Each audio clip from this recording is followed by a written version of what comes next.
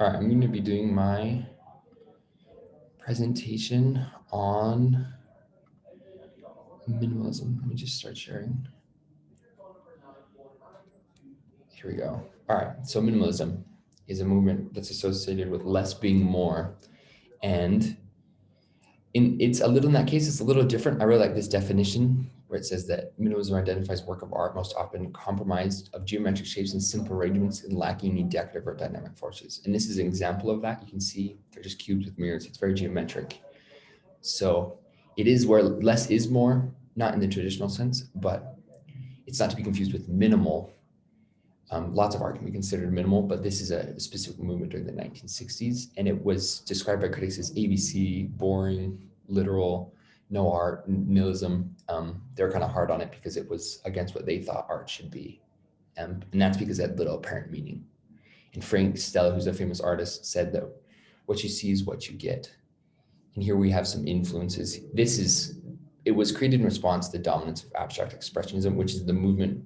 This is a painting by Jackson Pollock that has so much meaning in color and curves that this is like the exact opposite. And it's how minimalists responded.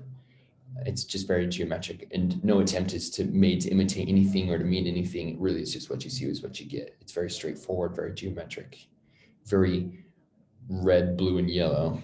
And one of the famous people is Carl Andre. He was born in 1935. He was recognized for his ordered linear and grid format sculptures. Here we have one of his most famous pieces called Lever. This is 1966, which is 137 fireworks just laid across the floor in this museum. And this is kind of represents the key ideas of minimalism more than anything, because it's everything art wasn't. This was industrial, whereas art is considered supposed to be creative. It was mathematical instead of dynamic. It didn't even have a pedestal, whereas most sculptures would have a pedestal artist on the wall. So it's very untraditional in that sense. It has no color, just bricks, no imagery or symbolism. And you also can't see any artist's hands. So in that way, it's almost exactly against what artists thought it was to be. And a funny story about Carl Andres, he was so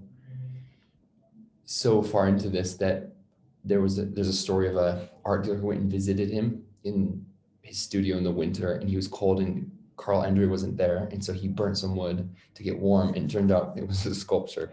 So anything can be art, and it's very untraditional in that sense. And this is also another funny story, is that the Tate Museum of London bought this piece for $12,000, and people were upset by that because they're just bricks, but they saw value in them. And so this is a comic by Daily Mirror of this guy trying to sell brick to his other workers. But art is in the eye of the beholder, as they say. And he also has, I found this piece on Etsy, or is on an art site, but it's going quick, $75,000. And it's just a block and a stone, a river rock on concrete block. So you better act quick. And then one of the more famous other people is Frank Stella. He was born in 1936. He lives in New York. He's still alive. He's 84 years old. And he is known as the head figure of minimalism. At the peak of popularity, he had 4 paintings in the famous MoMA, or Museum of Modern Art. And this is one of those paintings. It's called a black painting, is what it's called. And it's just very straightforward. And he's the one who said, what you see is what you get. So here's 2 other works by him that are also, you can see they're just very geometric, very straightforward with color. There's not a lot of hidden meaning behind it. It's like the sculpture by of the bricks. It's just industrial. You can't see the artist's hand. There's no deeper meaning.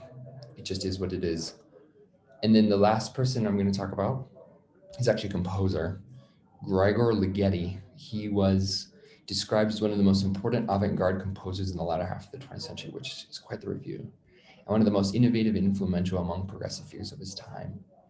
And he was born in Romania, but he moved to Austria, where he composed most of his pieces. And one of his most famous pieces was the Grand Macabrum, which is German for the Grand Macabrum.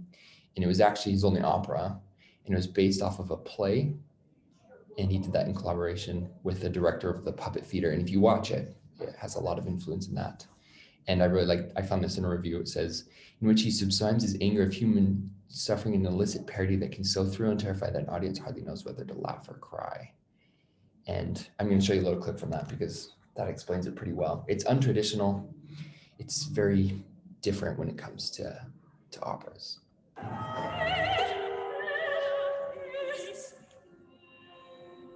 So I'll skip forward a little. Maybe not.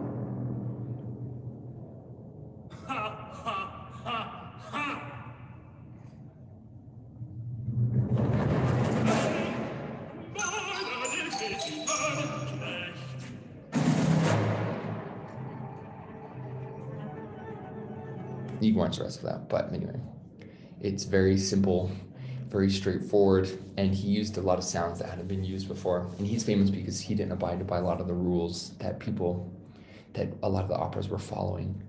And one of the more famous pieces of work is that 2001: A Space Odyssey drew from his work. And you can see from that clip that it's progressive. It's a little abstract, and I think that makes it eerie. And that's why in 2001: A Space Odyssey, it's so perfect, because if you've seen that movie, it's exactly what kind of music it would need, and that is thanks to him. So anyway, that's Minimalism. Thanks for watching.